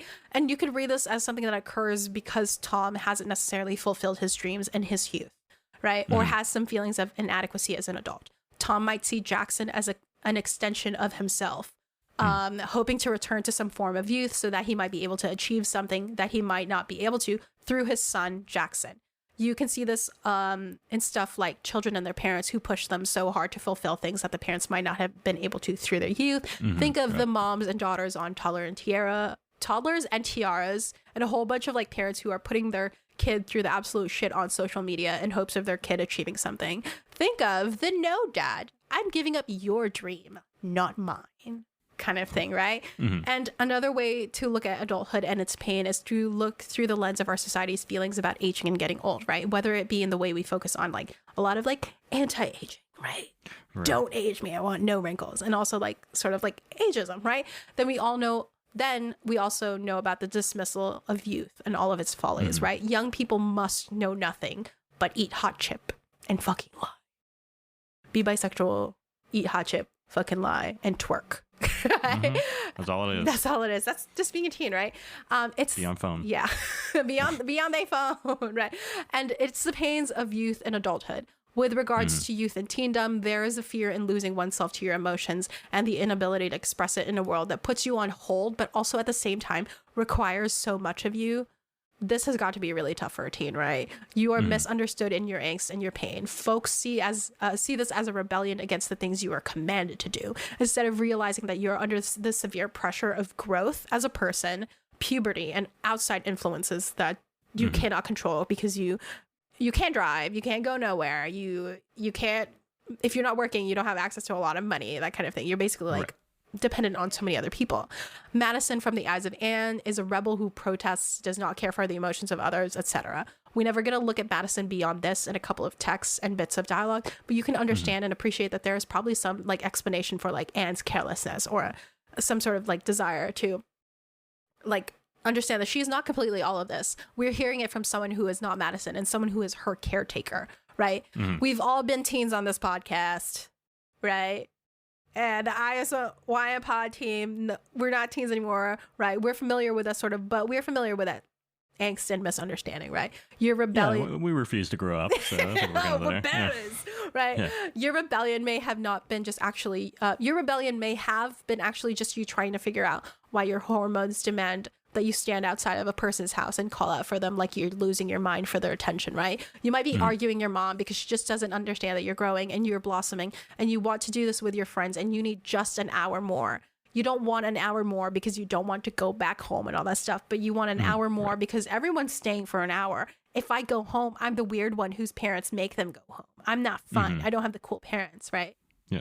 However, now that we are adults, Ben, REP, myself later in our later 20s, and our resident musician being in his early 20s, we know of a kind of different pain that's associated with adulthood and the loss of oneself due to the responsibilities that burden you on a daily basis. So we're going ham on this. I'm so sorry that Ben was like, anyway, this dancing woman, and I'm just like, the burden of adulthood under capitalism. But yeah, the podcast is a hobby for me and is one of the best creative aspects of my life, right? I don't let it go the way of my music and other creative aspects because I have a partner in Ben and I do see it as practice for when I go back to school, right? But working on the script sometimes takes a hard pause when I am swamped at work, swamped at home as a main home manager. But I make space for it because I like it. And this is an exercise is also fun. And also like, this is me and Ben kind of thing, right? But there's also a sense of loss in my previous identities as a young person, right? You have a lot of necessarily, maybe not freedom, but you have this time to explore identities, right? Explore hobbies and things. Yeah. At one point I was a musician. At one point I was actively painting. At one point I was actively drawing. But this has gone to the wayside for the most part, unless I have free time that I'm not spending sleeping, right?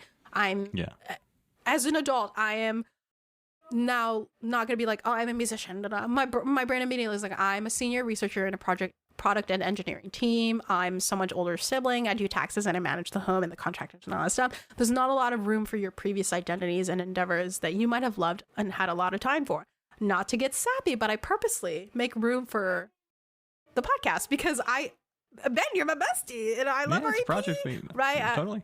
The work that we do here is like really important to me, but I do, you as an adult, and you could probably relate to this, like you have to make some time for it. We have to set dates to make sure that like we're not busy during this recording time. And then my family knows that like 12 to 2, don't touch me kind of thing. Right. Yeah. I'm having fun and I'm doing like my thing.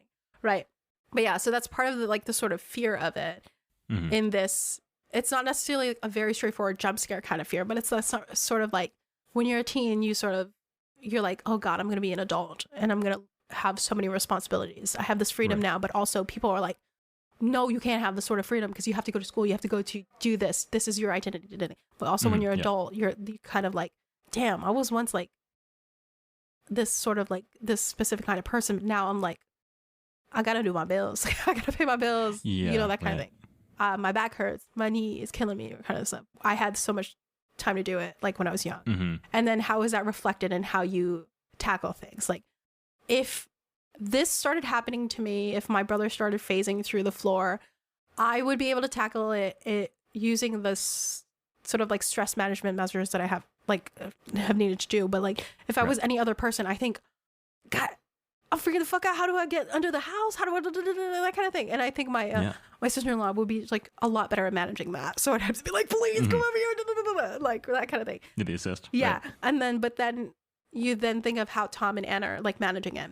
Anne has probably had this like stop of like dreams and ideas, and she's now like, I have to be in this space. I have to think with a head, like a straight head. And Tom is like, I fucked up real big time, and now I don't know how to handle this. Like all of this pressure, instead of putting my head on straight, I freak out and I don't know what to do. Right. Yeah, that kind of thing. So I'm now going to stop making everyone feel bad. And I'm not going to talk about fan fiction and the truth of it, right? So I'm going to now break away from the analysis of safety of the home and the lie of it and the quiet indignity of adulthood and teen angst and move into fan interactions with entertainment media. Now, remember that thing that I told you to put a pin on. Ratcliffe said, as a reminder, it's most important that people feel included in this. We really wanted to give them enough material that they feel rewarded as we do. They have an interest and joy in finding that fans are actively delving in their work and looking into it and finding stuff that they thought would just be fun Easter eggs for their team. Fans find and create new theories from things that the team hadn't even thought of. That sort of creativity with the eyes of creators is exhilarating, and especially with their encouragement. Ben and I, technically, we're doing a lot of fan content. Yeah, that's most of what we do, probably. But with all that being said, right now, let's take like a pause and look at two sides of the spectrum. One is Anne Rice of Interview with the Vampires, whole shenanigans, and then David Jenkins of Our Flag Means Death. The following words are from with the help of my two friends who partake in fandom as consumers and creators, and these are their feelings towards their respective fandoms. So, Anne Rice, I just want to say, girl, please don't sue us. These are not my words. Like, Is she litigious? She's very litigious, like as I'm about to say right now. Okay. The following is from my friend RB, who is well learned in vampire lore. She's an avid reader. She's a librarian. I met her in the Glee fandom 12 years ago. And even now, she's still like my friend. We see each other all the time. And I'll have to admit, I have like a cringe and all that stuff. We did like a full cast role play on Tumblr where we have our Tumblr blogs as ourselves, but also Tumblr blogs as the characters, and we would just like reblog an RP as these characters. I was Rachel Berry, who I fucking hate. Layla Michelle, you know how her history of like not being able to read and being racist and all this. I was Rachel Berry. I think it was because I could sing, so I could say like singing and musician stuff, right? So I'm friends with all of those people who were in that RP with me. So we all often think about it, guys. Remember, like, I was Rachel Berry, that kind of thing. You're much cooler than Lea Michelle. So. I'm free from her. But anyway, she is with all this experience. She was also like a big RP character. Like hella people followed her. I think I was the least followed because like Rachel Berry fucking sucked. And I was like, you know what? I'm not even mad. Like it makes sense. No. Yeah. I was like, I'm trying to play her as like nicely as possible, but also like I understand that she's a fucking shithead, right? Yeah. Anyway, she's familiar with the perils of being a fan creator under the eyes of Anne Rice in the early days. And I basically just asked her to give me a blurb for Anne Rice, and she said, Anne Rice, for all her well-earned criticism, is a cornerstone of vampire lore. She also made some truly wild decisions when it comes to her writing. Chief among them is barring her fans from writing any works of fiction based on any of her works. She went further than asking them to write their own original works and had her legal team reach out to fanfiction platforms themselves to ensure that all of this fanfiction would be scrubbed from the sites. Wow. Fans even feared publishing on their blogs given the threat of legal action. That was in 2001. In 2012, she mentioned that while she was uncomfortable with fanfiction based on her work, she found it eventually fairly easy to avoid. Though her stance on fanfiction about her own works didn't change as of 2021, the year of our Lord 2021, she stopped pursuing legal action against those who do publish fanfiction. Big of her. Okay. Yeah. Thank you, Anne Rice. Thank you, Anne Rice. Thank you, Anne Rice. Anyway, from this as well. Later, I'll do mention like Star Wars issue and on the other end of the spectrum of encouragement and interaction. This is sort of like the active barring of fan work by way of like legal action, right? You get Ratcliffe, who's like, I'm down to read what people have thought. To like Anne Rice, who's like, I don't want you fucking write it. Don't you fucking dare. I'm very litigious. Yeah, I will take you down. Allegedly. I will ruin your life. Allegedly. Yeah, allegedly. Anne Rice, allegedly, girl. Damn. Plus, I didn't write this. Anyway. Parody. Yeah. Anyway, let's now move on to Our Flag Means Death, who is very much on the opposite end of the spectrum. My friend Jay is an active fan creator and is someone who is well followed in the community. They've been to various conventions to speak with actors, fellow fans, and even had a very sick ass cosplay recently and designed the art for a makeup palette for the show. Cool. People who are part of the Our Flag Means Death team have seen their work, have interacted with them, and I asked them the basic question of how important is it to your work as a fan creator that the people of the media you're creating and work for are receptive and encouraging of the fan creators? And they said, I have been in fandoms where there was a culture of cringe, or that the cast and crew was uncomfortable or just wanted to ignore fan works. And that is understandable in a way because they are making something other than what the fandom sometimes makes it. But with Our Flag Means Death, the showrunner and creator several head writers, and a decent amount of the cast all interact with fanworks in some way. Not all of them publicly share it or comment on it, but some do. This has impacted my work and the fandom as a whole in a massive way. The amount of quality for fan works is insane. There isn't fear around sharing it in case someone in the show sees it.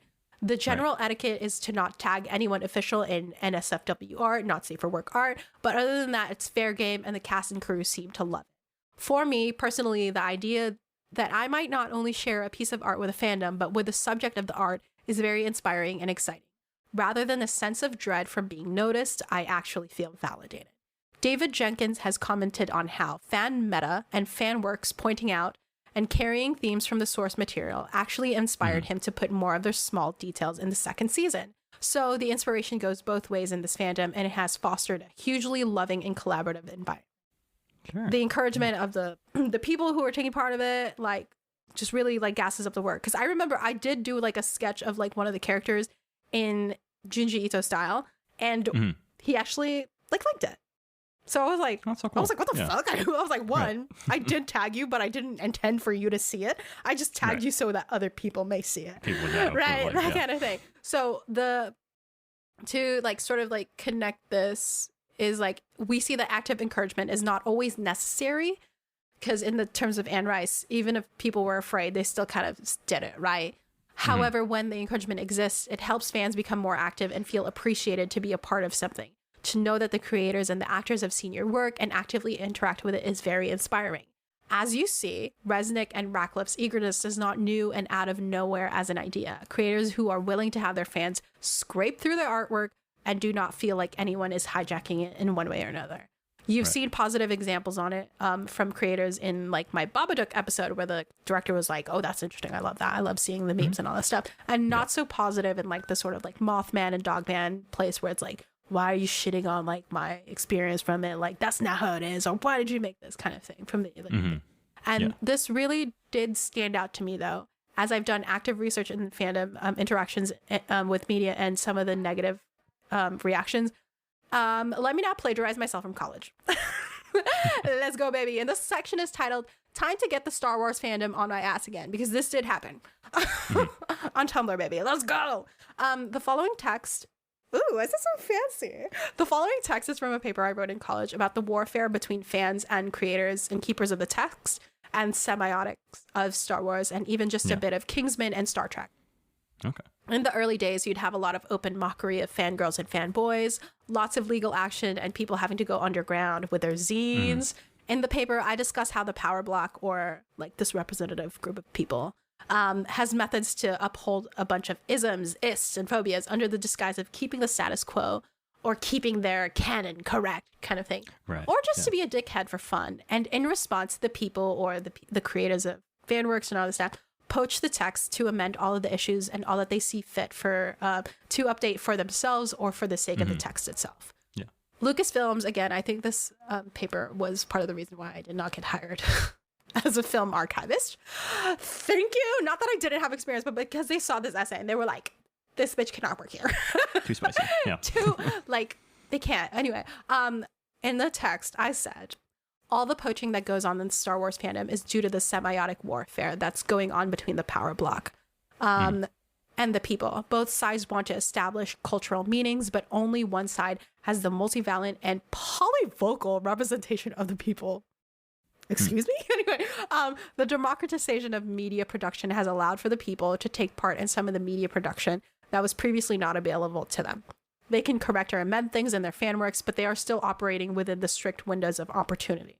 Fans are still in danger of being sued or apprehended legally in any way because they are still poaching from something owned by a legal entity, and they are going against the identity of Star Wars and Lucasfilm's production. Right. As you can see, the spectrum is wide, and that there's the end of the bit that's like active derision and legal threats and active ignorance, and then in the middle we have like the sort of zero care for things like this that exist. So like the NHL fan fiction tag on Archive of Our Own exists, but it won't be stopped. The people don't acknowledge it. They probably don't care. They're not. They're just like exists out there. Yeah, right. It's just there, right? And it's like Rule 63, everything exists of everything, right? The NHL might not know, might know that this exists. They won't touch it, but they also won't stop you. And then there's the active encouragement and enjoyment from the creators. These days, with the democratization of fan content creation, you now have your next door neighbor or your siblings creating like video essays or speculation and theories. You've got us too, right? There's more visibility and opportunity for the creators to interact and love you. And basically, say not everything is about this is scary. There's a fun aspect of like, ooh, they're like, yeah, tell me your theories kind of thing. But yeah, just overall in general, this house has people in it is fantastic at using mundanity as a lure and baiting you into the bizarre. It utilizes home, the self, and external forces as a wonderful way to scare you. It brings into the question the idea of home safety and what this means for us and the characters in the infomercial as they find a terror in their home that they cannot escape because it lives with them, right? Link's disease, their personal identity, the interactions with people. And in the midst of this terror generator is the openness and encouragement from creators and the joy in fan creation and input. This house has people in it. This house has people in it and also has good love for fans and their minds and creation. And that is it. That's so cool. Yeah. Okay, that's very interesting. I think so. I wanted to touch on kind of the techniques that they use in this house, where it is filmed from that security camera perspective, and that's kind of similar. I think probably maybe inspired by Paranormal Activity, which had come out fairly recently or kind of contemporaneously with that. They had they also had, I think at one point in one of the articles that I read, it was like Blair Witch sort of thing. Yeah, that's kind of like the found footage aspect of it. And stylistically, I think that's a very cool way to make a film or anything, really, especially when it's like a low budget thing. Because like you can get like Ring cameras or something like cheap, like these cheap security cameras and film it, and it can look not as good as it would with like a huge rig, but that's kind of the point too, is that it looks a little bit more authentic. Yeah. And I think that kind of adds to like the aspect that you're kind of really seeing people interacting. It's like where the weirdness and also like the fear comes from is that these are like real people that this is happening to. That's kind of where like found footage I think thrives, right? Yeah. So that I think it's really cool. I think it's really cool that there is like that complete different, again, back to your tip of the iceberg. There's the whole rest of it underneath. There's like the 12 hours of footage and like the encouragement, the extra websites. I think it is very cool to kind of be like, okay, well, I guess we're just getting 11 minutes of this for TV, but that's not going to stop us from creating more stuff because we're having fun creating this. And this is like something that we want to put our all into as a project, even if not everybody's going to see it. The people that see it will get it and they'll enjoy it and love it and be appreciative of the fact that there is more to it. Yeah. So I thought, your discussion of fandoms was super interesting too, and like I think that like the relationship between the fandoms and it goes back to kind of canon, which we discussed in the last episode a little bit, where it's like, does the author have control of the canon? Does the work have control of the canon? Yeah. Or is it? And now it's like the third party is like, is it the audience? Who gets to make that final call? And why? Like I think that like the internet helps kind of break down that barrier a little bit. Where it's like, well, look, you can write. Plenty of people can write just as well as like George Lucas. I mean, plenty of people can write as well as like anybody. Yeah. Anybody has the potential to create some great work, whatever that may be. And I think that, the democratization of it is really fascinating, but then it does create like that fight because there's also like the counteracting force of like monopolization of media. Yes. Like you talk about like LucasArts, but now that's like part of Disney, which is like the biggest media company. Like, like this massive Death Star. Don't sue me. Parody. Allegedly.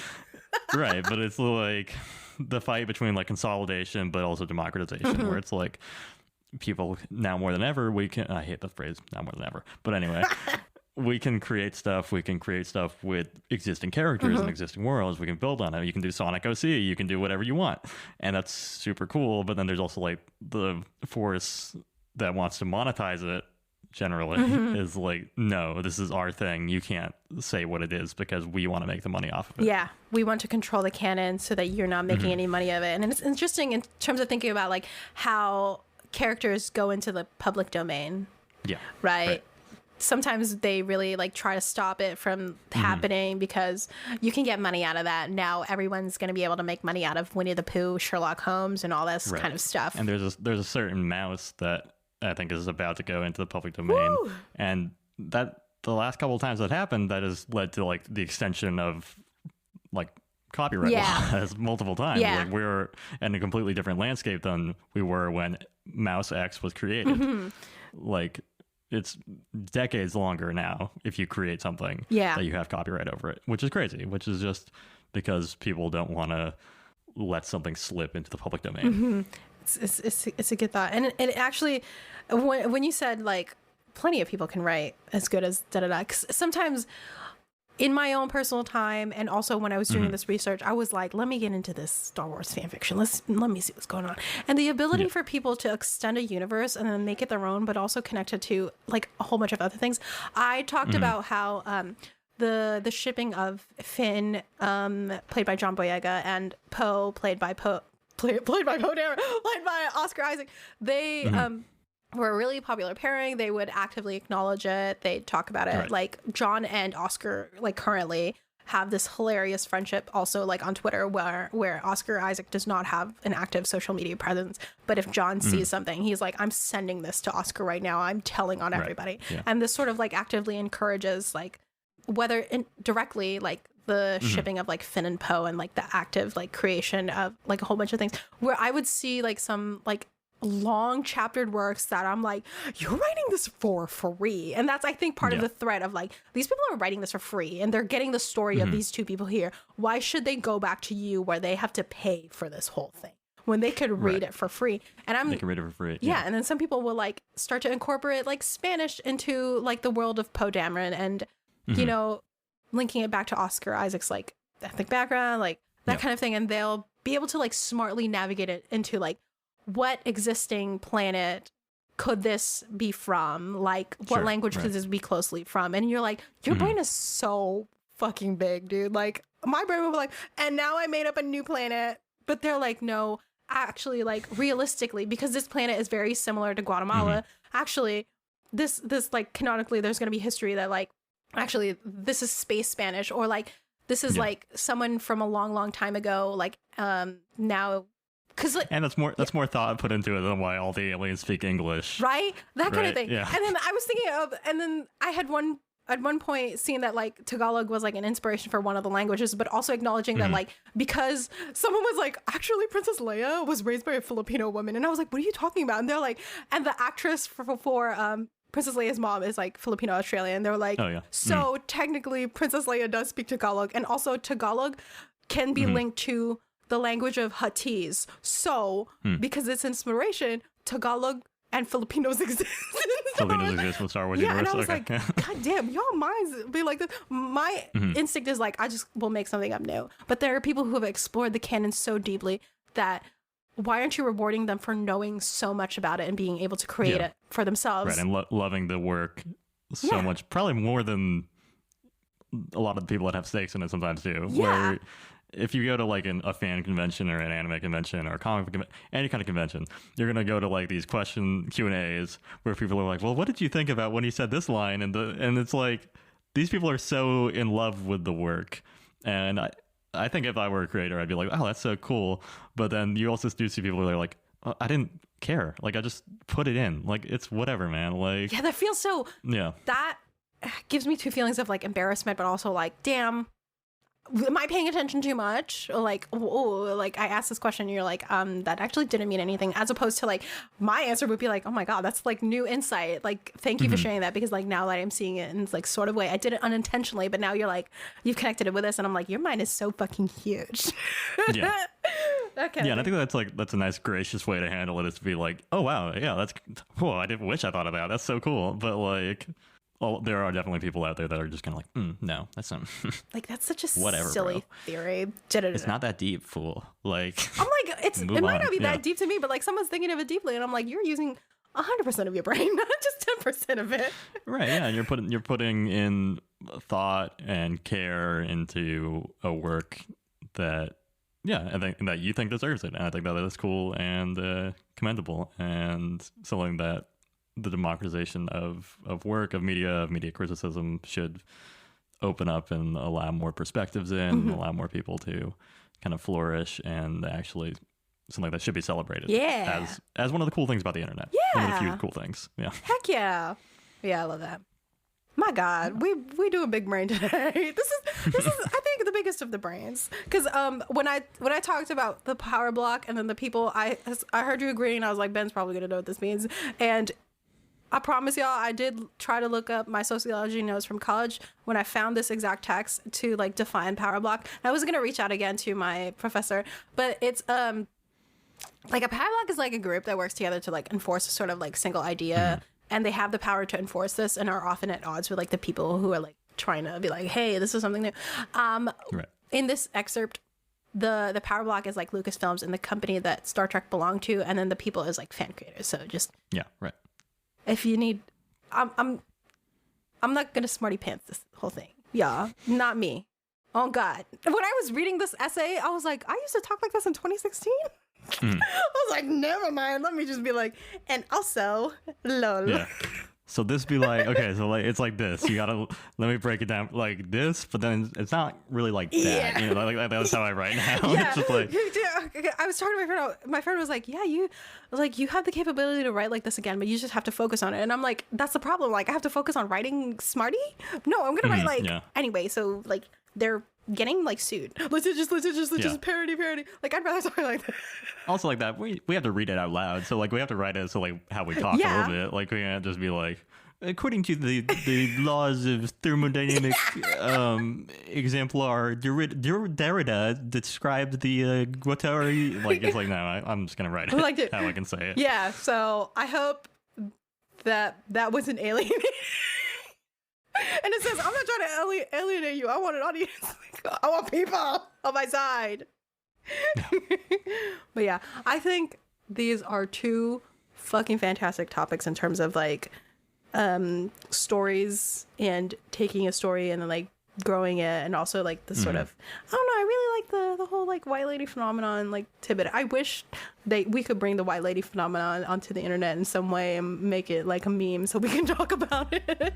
Yeah. I mean, I'm sure that there are obviously like videos reporting the show The White Lady, and whether those are hoaxers or not. I think there's no reason why we can't discuss. I wish that the Serbian dancing lady did have more of a direct parallel. I wish that I could have gone, but I felt like at a certain point I was just like, the motifs of the white lady are not the motifs of the Serbian dancing lady. Like there's a disconnect there, and these are kind of two separate stories, even though some people are pulling females are being affected by this dark entity where it's like, these females being their weak minds being controlled by this demonic entity popping into them, making them do the shimmy, making them dance like a 1920s cartoon character, getting sturdy. This episode was written and produced by Ben and JD. For all our sources, please head to the website in the description below, isYMpod.com. If you would like to reach out with a comment, suggestion, or share an experience with any of our topics today, please send a message at icecreamumeme@gmail.com. All the music for the podcast is provided by Hugger Frank. Thanks so much for listening, and we'll catch you on the next episode. Bye!